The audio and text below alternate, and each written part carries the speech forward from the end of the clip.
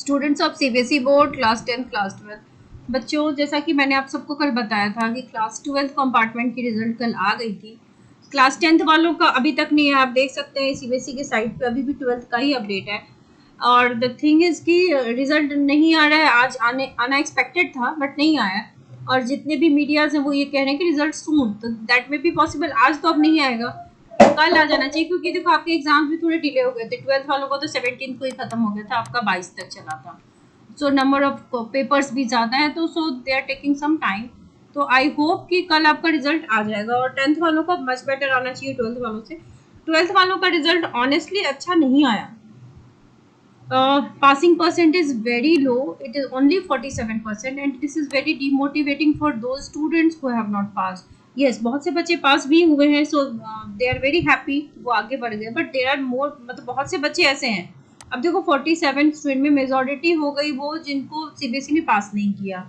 और सीबीएसई अपने सर्कुलर में इतना कुछ कह देती है कि वो अटेम्प्ट के नंबर देती है, स्टेप मार्किंग करती है, ग्रेस मिलता है, मॉडरेशन मिलता है, एंड थोड़ा लिबरल मार्किंग और होना चाहिए था ताकि इतने बच्चों कम से कम पास होते, साल तो खराब नहीं होता। अब ये है कि अब बच्चों को कॉपी चेकिंग भी करानी पड़ेगी और उसके फिर पैसे लगते हैं, और ये भी नहीं है कि वो 50-60 रुपए की होती है, 500-500 700-700 रुपए की होती है।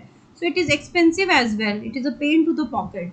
ऑलरेडी बोर्ड के टाइम में बच्चों के साथ ये हो गया, and this is not a very good thing. CBSE को ये देखना चाहिए कि उसकी जो पैरेलल बोर्ड है सीआईएससी, वो कितना अच्छा रिजल्ट कर देती है बच्चों का। यही बच्चे होते हैं वहाँ भी, बट वहाँ पे वो पास कर देते हैं सबको, सीबीएसई स्टूडेंट्स को लटका के रखती है, which is not a good thing. और नेक्स्ट ईयर अब जब द थिंग इज कि 3 चांस मिलता है कंपार्टमेंट वालों को, ठीक है। फर्स्ट चांस ये था, सेकेंड चांस होगा जब अब फेब मार्च में एग्जाम होंगे, ठीक है, तो उसमें आपको इस सब्जेक्ट का ही एग्जाम देना है, दूसरे सब्जेक्ट का नहीं देना है। अभी जो कंपार्टमेंट दिया था उसी सब्जेक्ट का आपको फेब मार्च में पेपर देना, but with the new syllabus, जो सिलेबस अपडेट होगा या एग्जाम पैटर्न में चेंज होगा उसके अकॉर्डिंग देना होगा। एंड न्यू एजुकेशन पॉलिसी आप जानते हैं कि वो लगी हुई है इस साल, सीबीएसई ने बुक भी नहीं इशू की है, तो वो थोड़े से चेंजेस आपको देखने पड़ेंगे। और तीसरा, अगर ये क्लियर कर लिया बहुत बढ़िया, नहीं तो फिर जुलाई में फिर से जब इस सेशन 2023-24 का कंपार्टमेंट होगा तो there again you will get a chance. तो यहाँ तक पहुँचने की बच्चे नौबत ही नहीं आनी चाहिए। एक तो सीबीएसई की भी गलती है कि उन्होंने ठीक से आपको नंबर नहीं दिए, ठीक है। अब एक चांस तो मिस हो गया, you still have 2 more chances. तो अभी जम के पढ़ना है, लेकिन उससे पहले वेरिफिकेशन की जो है सर्कुलर आ चुकी है।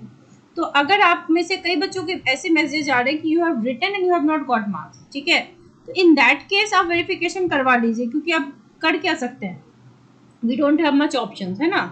कई बच्चों के इम्प्रूवमेंट वाले में नंबर बढ़ भी गए हैं कि 75% क्राइटेरिया मीट हो गई है, I got those messages also. और ऐसे मैसेजेस भी मिले हैं जिसमें बच्चे का परसेंटेज ड्रॉप भी हो गया है। तो आपको टेंशन लेने की जरूरत नहीं है, बेस्ट ऑफ 2 होता है। अगर आपका मार्क्स बढ़ गया है तो you will get a new marksheet, लेकिन अगर आपका मार्क्स घट गया है तो आपकी ओरिजिनल मार्कशीट ही चलेगी। So there is nothing to lose, हाँ, nothing to gain also but nothing to lose as well. So कभी होप नहीं छोड़ेंगे बच्चे। देखो CBSE is a board, and हम क्या कर सकते हैं। आपने इतना, आपका हैशटैग ट्रेंड हुआ, सीबीएसई आपके एग्जामिनेशन कंट्रोलर ने भी कहा कि examination will be lenient, paper checking will be lenient and everything, but the result does not depict that. Result से ये डिपिक्ट नहीं हो रहा है, एंड बच्चों में थोड़ी सी निराशा तो है। बेशक ठीक है, ऑप्शंस हैं, ऐसा नहीं है कि नहीं है, बट रिजल्ट खराब होता है तो अपसेट होते हैं बच्चे। क्लास 10th वालों, आपका रिजल्ट देख लो, कल आने की पूरी चांसेस हैं। मुझे लग रहा है कि कल आपका रिजल्ट आ जाएगा 3rd of July। And for the supplementary exam और द कंपार्टमेंट एग्जाम 23 ग्रेड 12, देखो वेरिफिकेशन अब जो आपने बोर्ड में करा था, ऑनेस्टली इफ़ यू फील कि आपने लिखा हुआ है तो आप वेरिफिकेशन जरूर करवाएं, क्योंकि बोर्ड में भी नंबर बढ़े हैं कुछ स्टूडेंट्स के, ठीक है, बेशक वो आप नहीं थे लेकिन कोई और था। तो अगर लिखा है तो वेरीफाई करवाइए, क्योंकि जब इतना खर्चा आपने किया ही है तो हम यहाँ भी कर लेंगे थोड़ा सा। अगर मान लो कि नहीं लिख के आए हो then it is your fault, and in that case हम वेरिफिकेशन में पैसे वेस्ट नहीं करेंगे एंड ना टाइम वेस्ट करेंगे। एक साल जो गैप है ना, इसको एक गोल्डन अपॉर्चुनिटी मान के अच्छे तरीके से तैयारी करेंगे, ना कि उस सब्जेक्ट का बल्कि और भी अच्छी अच्छी जो भी कंपार्टमेंट, जो भी आपके कॉम्पिटिटिव एग्जाम आप दे सकते हो उसको गोल करके उसकी तैयारी करो, और उस साल नेक्स्ट ईयर उसको क्रैक कर लो and show to the world कि आप में क्या टैलेंट है, ठीक है। अभी डांट पड़ रही है उसको सुन लो, कोई दिक्कत नहीं है, बड़े पेरेंट्स से डांट रहे हैं, नॉट एन इशू, सुन लीजिए, लेकिन अपने अंदर वो बना लीजिए कि इतना लिख के आओगे कि कोई टीचर आपका नंबर काट ना पाए, ठीक है। इतने अच्छे से एग्जाम दे के आएंगे, जैसे 70 का पेपर है तो 70 में 70 लाने की ताकत रखते हैं आप, ठीक है। थोड़ी सी मेहनत और थोड़ा सा फोकस चाहिए, थोड़ा सा डिस्ट्रैक्शन से बचना है, ठीक है। सबसे बड़ा दुश्मन बच्चों का डिस्ट्रैक्शन ही होता है। साल भर अच्छे से पढ़िए, ऐसा नहीं है कि पहली बार ऐसा हुआ कि कंपार्टमेंट में बच्चे क्लियर नहीं हुए, हाँ passing percentage is really low, लेकिन ऐसा होता है कि फर्स्ट कंपार्टमेंट क्लियर नहीं होता है बच्चों का, फिर सेकेंड में जाते हैं और क्लियर कर लेते हैं। तो यू आर गेटिंग 1 ईयर, तो उसको ईयर गैप की तरह मत लो, ईयर ड्रॉप की तरह लो, कि आप इस ड्रॉप में प्रिपरेशन करने वाले हो, ठीक है। अपने जेई हो, नीट हो, कोई और सीयूईटी हो, कोई भी कॉम्पिटिटिव एग्जाम है जिसमें आपने जहाँ का सपना देखा है कि जहाँ पे आपको एडमिशन लेना है, उसकी तैयारी कीजिए, क्योंकि कंपार्टमेंट के रिजल्ट से आपके एडमिशन में कोई प्रॉब्लम नहीं होगी, ठीक है। तो take it as an opportunity. और अभी आपको स्कूल का भी टेंशन नहीं ना कि स्कूल जाना है and you will be wasting your time in school, आपका तो कोई एडमिशन टाइम अटेंडेंस है नहीं, तो एडमिशन आपका कोई टाइम वेस्टेज भी नहीं है, तो पूरे के पूरे साल पढ़िए, कहीं ज्वाइन कर लीजिए, ठीक है। मे बी आप कोई कोचिंग ज्वाइन कर सकते हैं, वॉट एवर इट इज आप ज्वाइन कर लीजिए, ठीक है। सो मार्क्स वेरिफिकेशन होने वाला है, फोटो कॉपी अगर चाहिए आपको इवेल्युएटेड आंसर बुक की, तो उसका भी प्रोसेस होगा, रीवैल्यूएशन जैसे हुआ था वैसे होगा, ठीक है।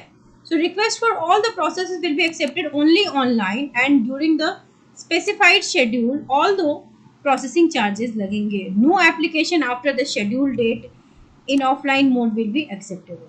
सो देखो आपको पैसे देने हैं टाइम लाइन के विदिन, जो आपने ऑलरेडी किया हुआ है तो यू नो दिस। और जो हार्ड पहले जो हम देते थे ना, processing charge can only be deposited online, अब ऑफलाइन कैश मनी ऑर्डर वो सब सिस्टम बाहर हो चुका है, ठीक है। इनकम्प्लीट या ऑफलाइन एप्लीकेशन आपकी चलेगी नहीं, only a single application for each step per candidate will be accepted in online process.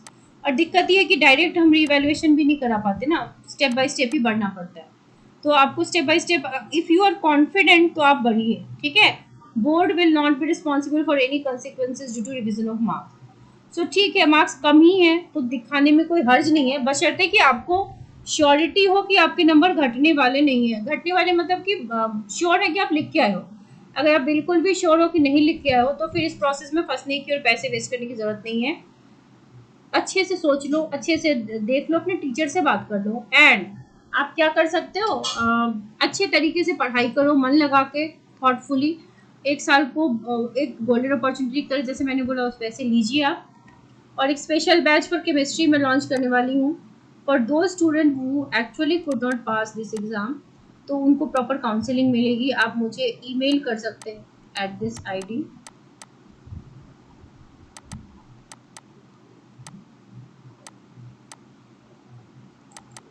ताकि फिर फर्दर प्रोसेस मैं आपको बता सकूँगी। सो तब तक टेंशन मत लीजिए, जो भी फर्दर अपडेट्स होगी वो आपको बताऊंगी, क्या कर सकते हैं क्या नहीं कर सकते हैं। Wishing you all the very best, और आई होप एंड प्रे कि क्लास 10th के बच्चों का रिजल्ट अच्छा है।